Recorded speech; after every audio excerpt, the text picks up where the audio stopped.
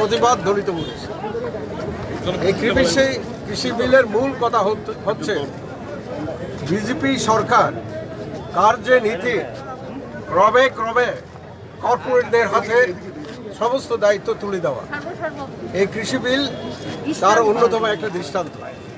এই কৃষি বিলের মূল কথাটা কি? আজকে যারা আমাদের দেশে কৃষক তাদের সবাইকে ক্রীতদাসে রূপান্তরিত করবে। কৃষি বিলের মূল কথা হচ্ছে এখন সরকারের কোনো নিয়ন্ত্রণ থাকবে না। কর্পোরেট সংস্থাগুলি যেমন ইচ্ছা খুশি সেখানে তারা নীতি প্রণয়ন করবে। সবচেয়ে বড় যে প্রশ্ন, সেই প্রশ্ন হচ্ছে কৃষক তার উৎপাদিত ফসলের সহায়ক মূল্য পাবেন কিনা। এটাই হচ্ছে সবচেয়ে বড় প্রশ্ন। এখানে কিন্তু তার কোনো রকমের সুযোগ থাকছে না, তার কোনো বিধান রাখছেন না। বা সরকার যদি কোনো রকমের সহায়ক মূল্য নির্ধারণ করেন থাকেন, এই কর্পোরেটরা সেগুলি মানতে বাধ্য থাকবেন কিনা। দ্বিতীয় যেটা হচ্ছে এই যে কৃষক তারা যে ফসল বিক্রি করার জন্য সরকারি সংস্থাকে চায় তারা থাকবেন কিনা। এফসিআই বা অন্যান্য এই সমস্ত সংগঠন যারা আছে তারা এই ফসল কেনার ক্ষেত্রে তারা তাদের ভূমিকা পালন করবেন কিনা, এইসব কোনো কিছু তার মধ্যে উল্লেখ নেই। আপনারা জানেন ফসল যখন একসঙ্গে উঠে তখন কৃষকেরা সারা বছরের অনেক ঋণগ্রস্ত থাকেন, তারা অসহায় থাকেন। মহাজনের ঋণ, পাওনাদারের ঋণ, এই সমস্তগুলি ফসল বিক্রি করে তাকে শোধ করতে হয়। একসঙ্গে কৃষকের সমস্ত ফসলটা যখন বাজারে উঠবে সেই দাম অত্যন্ত কম হবে, কমে যাবে সে সমস্ত দিক। আর এই সমস্ত কর্পোরেটেরা আম্বানি বা অন্যান্য যারা আছেন, আদানি, তারা বাজার থেকে কম দামে ফসল কিনবেন এবং সে ফসলগুলি তারা মজুত করবেন, বাজারে কম করে ছাড়বেন।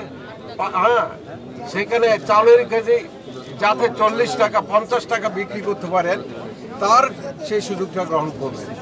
মুনাফার উপর মুনাফা, লাভের উপর লাভ, এটা আজকে এই রাস্তা পরিষ্কার করে দিয়েছে মোদী সরকার। এই কৃষি আইনটাকে এখানে পাশ করে লোকসভায় বিভিন্ন বিরোধী দলের নেতারা বলেছে এই ধরনের গুরুত্বপূর্ণ আইন পার্লামেন্টে স্ট্যান্ডিং কমিটিতে যাওয়া উচিত, আলোচনা হওয়া উচিত। কৃষক সংগঠন যে সমস্ত আছে তাদের মতামত নেওয়া দরকার। ভারতবর্ষের মানুষ, বিশেষ করে কৃষক যারা কৃষি উৎপাদন যে সমস্ত রাজ্যগুলি এগিয়ে আছে তাদের সরকারের সঙ্গে সেখানে আলাপ আলোচনা করে একটা সুষ্ঠু এবং সঠিক সিদ্ধান্তে উপনীত হওয়া। এইসব কোনো কিছু ধার ধারে না।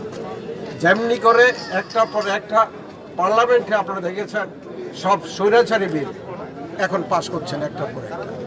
এক দিন 8টা 10টা করে বিল পাশ করছেন, যেগুলি আগামী দিনে ভারতবর্ষের শ্রমিক কৃষক এমনিতে তাদের সর্বনাশ হয়ে যাচ্ছে, আরও সর্বনাশ হবে। মধ্যবিত্ত অংশের যারা মানুষ আছেন তারাও সেখানে সর্বনাশের মুখোমুখি দাঁড়াবে। অন্যান্য বেকার যুবক, অন্যান্য যারা আছেন তাদের তো কাজ নাই, দেখছি নেই, কোনো সিদ্ধান্ত নাই। বাজেট যেটা পাশ করেছিল তাতেও তার কোনো প্রভিশন ছিল না। এখন এই কৃষি মজুররা বেকার হতে আরম্ভ করবে। এই সমস্ত বড় বড় কর্পোরেট তারা যন্ত্রকে ব্যবহার করবে, সেখানে যন্ত্র দিয়ে তারা চাষ করবেন, সেখানে কৃষি শ্রমিকের কোনো ভূমিকা থাকবে না। আমাদের দেশে যারা ক্ষেতমজুর, যারা মূলত এই সময় এই জমিতে কাজ করে তাদের জীবন জীবিকা নির্বাহ করেন, পরিবারকে বাঁচিয়ে রাখেন, সেই পরিবারগুলি সর্বনাশ তার মধ্যে নিয়ে আসবে। কোটি কোটি কৃষি শ্রমিক তারা কাজ হারাবেন, তাদের কাজ থাকবে না। অনারে মৃত্যুর মুখে যাওয়া ছাড়া তাদের সামনে কোনো রাস্তা থাকবে না। বেকার যুবক যারা কাজ পাচ্ছিলেন না, গ্রামে তারা কিছুটা হলো এই কৃষি কাজের উপর নির্ভরশীল ছিল, তারা কাজ করতেন, সেগুলি নিয়ে প্রচুর আয় রোজগারের ব্যবস্থা। সেই যুবকেরা তারা সব কাজ হারা হবে। এমনিতে দেখেছেন এই মোদী সরকার দ্বিতীয়বার সরকারে আসার পর এই কয়েক মাস সময়ের মধ্যে কোটি কোটি লোক তারা কাজ হারিয়েছে, কোটি কোটি শ্রমিক পরিযায়ী শ্রমিকে রূপান্তরিত হয়েছে। তাদের জন্য এই সরকার কোনো কর্মসূচি গ্রহণ করে। রাস্তায় তারা মরেছেন, বাড়িতে এসে মরেছেন। আমার নিজের গ্রামে আসার পর সরকার সেখানে কোনো কাজের ব্যবস্থা করছে না, আবার উদ্ভ্রান্তের মতন তারা ছুটি চলছেন, মনে করছেন আগের জায়গায় যেখানে কাজ করতেন সেখানে গেলে কিছু করা। সমস্ত পথ গরিব মানুষ বেঁচে থাকার একটার পর একটা আইন তৈরি করে সেখানে বন্ধ করে দেওয়ার ব্যবস্থা করছে।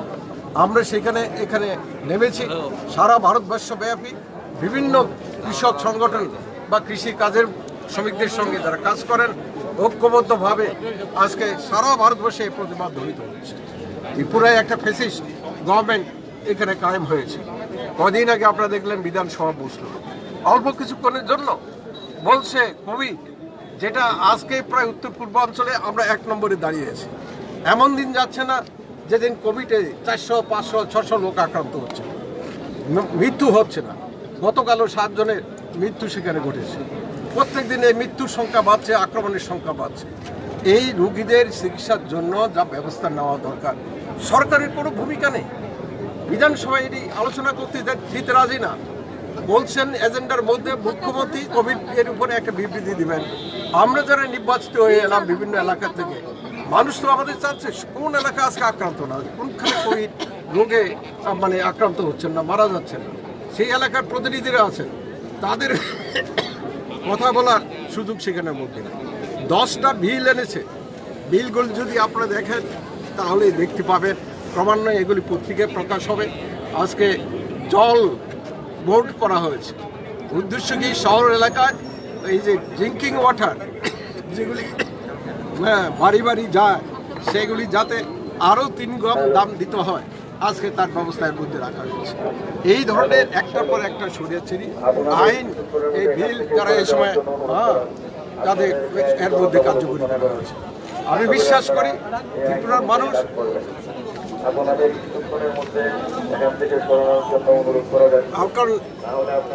একটা পর একটা আইন সেখানে তৈরি করছে। ত্রিপুরাতে জানেন গণতন্ত্র বলে কিছু নেই, এবং সমস্ত গণতন্ত্র এখানে পদক্ষেপ করছে। এখানকার মানুষের কথা বলার কোনো সুযোগ নেই। আজকে আমরা খুব আনন্দিত এবং গর্বিত। আজকে কৃষক সভা, খ্যাত মজুর ইউনিয়ন, উপজাতি গণমুক্তি পরিষদ ডাকে আপনারা যারা এখানে মিলিত হয়েছেন, শুধু এখানে মহকুমা, জেলা সর্বত্রই আজকে জমায়েত হচ্ছে। এবং আমি বিশ্বাস করি আজকের যে আওয়াজ, এটাই ত্রিপুরার মানুষের আওয়াজ। এই আওয়াজ আজকে আমাদের কার্যকরী করার জন্য আজকের মধ্যে দিয়ে এই সংগ্রাম শেষ না, আগামী দিনে আরও বৃহত্তর জঙ্গি আন্দোলন আমাদের গড়ে তুলতে হবে। আরও বিশ্বাস করি সেই জঙ্গি আন্দোলন গড়ে তোলার জন্য আজকে যারা সামিল হয়েছেন এখান থেকে ফিরে যাবেন মানুষের কাছে। আজকে এই প্রতিবাদের ভাষা আমরা তুলে ধরবেন। মানা জারি করেছে ভারত সরকার, এটা বাতিল করবার জন্য কৃষকদের বিক্ষোভ হচ্ছে রাজ্যে রাজ্যে, সমস্ত রাজ্যে। কোথাও বন্ধ, কোথাও বা রাস্তা রোখো, রেল রোখো, বিভিন্ন কায়দায় বিভিন্নভাবে সারা ভারত কৃষক সংগ্রাম সমন্বয় সমিতির ডাকে এই আন্দোলন চলছে। এই পার্লামেন্টের মধ্যে তিনটা বিল পাশ করেছে। এই 3টা বিলের মূল কথা হচ্ছে ভারতবর্ষের কৃষিকে দেশি বিদেশি বহুজাতিক সংস্থার কাছে অবাধে লুট করার স্বাধীনতা, এবং এর ফলে ভারতবর্ষের কৃষকের সামনে মৃত্যু ছাড়া আর কোনো রাস্তা নেই। আমাদের দেশের খাদ্য নিরাপত্তা বিঘ্নিত হবে, বেকার আরও বাড়বে, কারণ কৃষিতে যখন কাজ পাবে না এরা শহরে ভিড় করবে, দেশে চরম বিপর্যয় হবে। এই বিল বাতিল করতে হবে। আজকে মাত্র সূচনা হলো, এই আন্দোলন চলতে থাকবে। আমরা বলেছি রাষ্ট্রপতির কাছে, বিজেপি ছাড়া সব দল একসঙ্গে মিলে যে অন্যায়ভাবে অসাংবিধানিক, অবৈধ এই 3টা বিল আপনি দস্তখত করবেন না। যদি দস্তখত করে এই আন্দোলন চলবে, এই আন্দোলন বন্ধ হবে না যতক্ষণ পর্যন্ত এই বিল বাতিল হয়। এই জন্যই আমরা রাস্তাতে আছি। এইটিও সর্বভারতীয় স্তরে এই আন্দোলনে সামিল হয়েছে। সিআইটিউ সর্বভারতীয় স্তরে আন্দোলনে সামিল হয়েছে। এই আন্দোলন চলবে। কৃষক এবং শ্রমিকের মধ্যে ব্যাপক মৈত্রী গড়ে উঠেছে। দেশব্যাপী আন্দোলন যদি মোদী সরকার ভেবে থাকে যে 25 তারিখে আন্দোলনে শেষ হবে, ঠিক না। এই আন্দোলন চলবে এবং নীতির পরিবর্তন ছাড়া জনবিরোধী সরকার যেই নীতিতে চলছে, হয় সরকারকে একদিন ক্ষমতা ছাড়তে হবে, নতুবা নীতির পরিবর্তন ঘটাতে হবে। এই আন্দোলনে কৃষকের পাশে শ্রমিক শ্রেণী সমবেত হয়েছে, আবার শ্রমিকদের পাশে কৃষক সমবেত হয়েছে। একটা ব্যাপক ঐক্য গড়ে উঠেছে। এই ঐক্যবদ্ধ আন্দোলনই ভারতবর্ষে আগামী দিনে নীতির পরিবর্তনের সূচনা করবে এবং কেন্দ্রের সরকার এবং রাজ্য সরকারগুলো যারা জনবিরোধী সিদ্ধান্ত নিয়েছেন তাদেরকে পিছু হটতে বাধ্য করবে। এই আত্মবিশ্বাস নিয়ে গোটা দেশে আন্দোলন তৈরি হয়েছে, আমাদের রাজ্য আন্দোলন তৈরি হয়েছে। আগামী দিনে এই আন্দোলনকে আমরা আরও দুর্বার করে তুলব। জনগণের কাছে আবেদন রইল, দীর্ঘস্থায়ী সংগ্রামের জন্য নিজেদেরকে প্রস্তুত করুক। দীর্ঘস্থায়ী সংগ্রামের মধ্য দিয়ে তাদের এই দিশার পরিবর্তন আমরা ঘটাবো।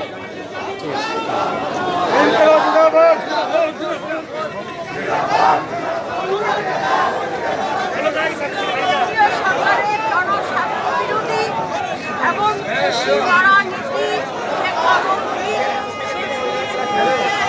আমরা কৃষক সভা, ক্ষেত মজুর ইউনিয়ন এবং অন্যান্য যে গণতান্ত্রিক সংগঠনগুলো আন্দোলনের আহ্বান করেছে সারা দেশব্যাপী। এই আন্দোলনের প্রতি সারা ভারত গণতান্ত্রিক নারী সমিতি সমর্থন জানিয়েছে এবং আমাদের সর্বভারতীয় কমিটি গোটা দেশে এই আন্দোলনে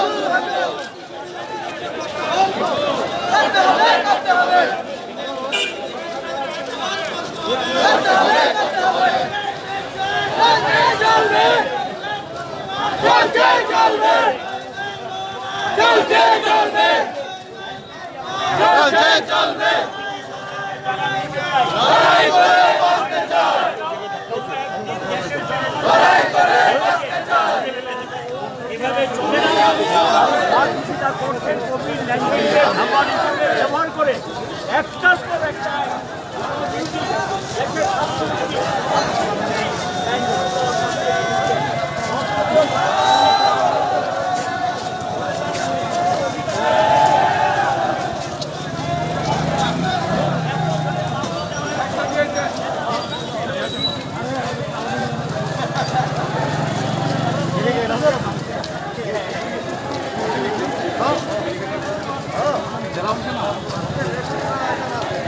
बाइक को है बाइक